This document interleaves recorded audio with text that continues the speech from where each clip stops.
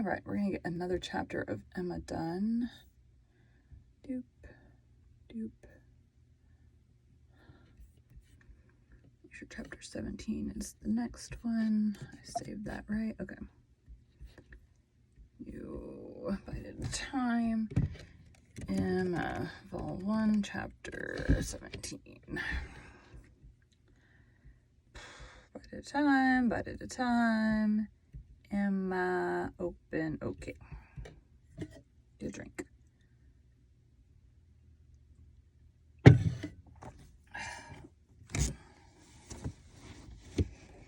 I'm attempting to get, this will be episode 4 today. So I was 6 episodes behind. So I'm trying to get all that done today. I need my intros. Ooh, that's shaking. Welcome to Bite at a Time Books, where we read you your favorite classics one bite at a time. My name is Bree Carlisle, and I love to read, and wanted to share my passion with listeners like you.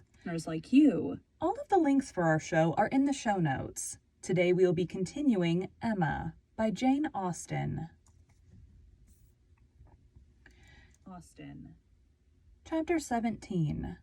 Mr. and Mrs. Oh, too soon. Austen. Chapter 17. Mr. and Mrs. John Knightley were not detained long at Hartfield. The weather soon improved enough for those to move who must move, and Mr. Woodhouse, having, as usual, tried to persuade his daughter to stay behind with all her children, was obliged to see the whole party set off. And returned to his lamentations over the destiny of poor Isabella. Which poor Isabella, passing her life with those she doted on, full of their merits, blind to their faults, and always innocently busy, might have been a model of right feminine happiness. The evening of the very day on which they went brought a note from Mr. Elton to Mr. Woodhouse, a long, civil, ceremonious note to say, with Mr. Elton's best compliments, that he was proposing to leave Highbury the following morning in his way to Bath, where, in compliance with the pressing entreaties of some friends, he had engaged to spend a few weeks, and very much regretted the impossibility he was under, from various circumstances of weather and business, of taking a personal leave of Mr. Woodhouse, of whose friendly civilities he should ever retain a grateful sense, and had Mr. Woodhouse any commands, should be happy to attend to them. Emma was most agreeably surprised. Mr. Elton's absence just at this time was the very thing to be desired. She admired him for contriving it, though not able to give him much credit for the manner in which it was announced. Resentment could not have been more plainly spoken than in a civility to her father, from which she so pointedly excluded. Resentment could not have been more plainly spoken than in a civility to her father, from which she was so pointedly excluded. She had not even a share in his opening compliments. Her name was not mentioned, and there was so striking a change in all this, and such an ill-judged solemnity of leave-taking in his graceful acknowledgments, as she thought at first could not escape her father's suspicion. It did, however. Her father was quite taken up with the surprise of so sudden a journey, and his fears that Mr. Elton might not get safely. It did, however. Her father was quite taken up with the surprise of so sudden a journey, and his fears that Mr. Elton might never get safely to the end of it, and saw nothing extraordinary in his language. It was a very useful note, for it supplied them with fresh matter for thought and conversation during the rest of their lonely evening. Mr. Woodhouse talked over his alarms, and Emma was in spirits to persuade them away with all her usual promptitude. She now resolved to keep Harriet no longer in the dark. She had reason to believe her nearly recovered from her cold, and it was desirable that she should have as much time as possible for getting the better of her other complaint before the gentleman's return. She went to Mrs. Goddard's accordingly the very next... weird mouth noise. She went to Mrs. Goddard's accordingly the very next day to undergo the necessary penance of communication, and a severe one it was. She had to destroy all the hopes which she had been so industriously feeding, to appear in the ungracious character of the one preferred, and acknowledging herself grossly mistaken and misjudging in all her ideas on one subject, all her observations, all her convictions, all her prophecies for the last 6 weeks. 6 weeks. The confession completely renewed her first shame, and the sight of Harriet's tears made her think that she should never be in charity with herself again. Harriet bore the intelligence very well, blaming nobody and in everything testifying such an ingenuousness of disposition and lowly opinion of herself, as must appear with particular advantage at that moment to her friend. That was a very short chapter. I can already see the end.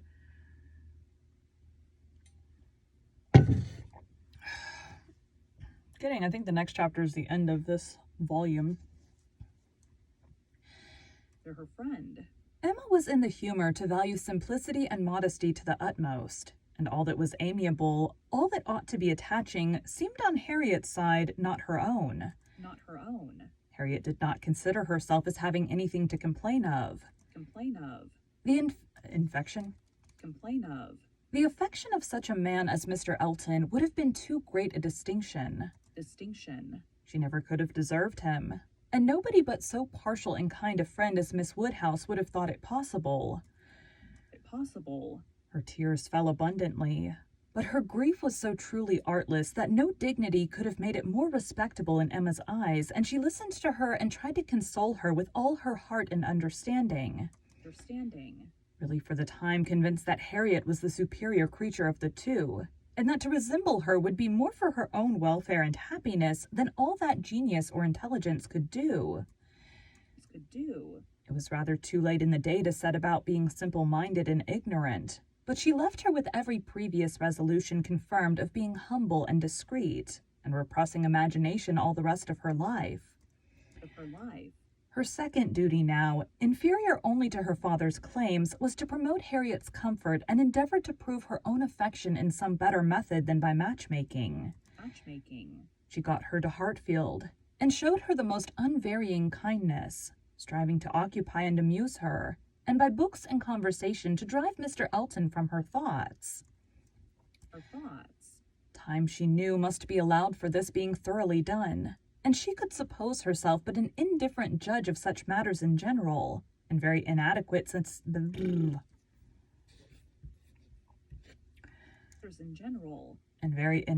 to sympathize in an attachment to Mr. Elton in particular. But it seemed to her reasonable that at Harriet's age, and with an entire extinction of all hope, such a progress might be made towards a state of composure by the time of Mr. Elton's return, as to allow them all to meet again in the common routine of acquaintance, without any danger of betraying sentiments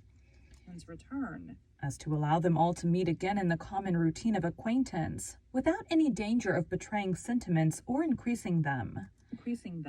Harriet did think him all perfection, and maintained the non-existence of any body equal to him in Harriet did think him all perfection, and maintained the non-existence of any body equal to him in person or goodness, and did, in truth, prove herself more resolutely in love than Emma had foreseen. But yet it appeared to her so natural, so inevitable to strive against an inclination of that sort, unrequited, that she could not comprehend its continuing very long in equal force. If Mr. Elton, on his return, made his own indifference as evident and If Mr. Elton, on his return, made his own indifference as evident and indubitable as she could not doubt he would anxiously do, she could not imagine Harriet's persisting to place her happiness in the sight of the recollection of him. Their being fixed, so absolutely fixed in the same place, was bad for each, for all three. Not one of them had the power of removal or of effecting any material change of society. They must encounter each other and make the best of it. Harriet was further unfortunate in the tone of her companions at Mrs. Goddard's.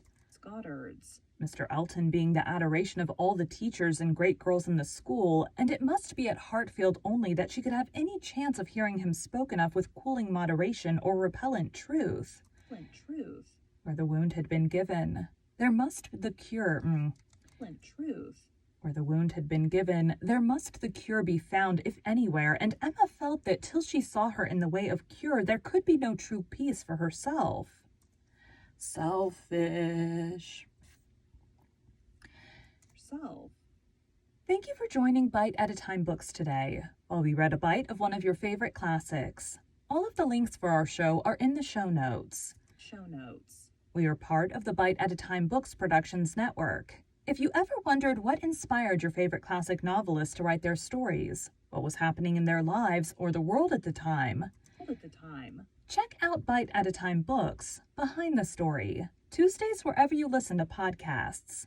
Again, my name is Bree Carlisle, and I hope you come back tomorrow while we take the next bite of Emma.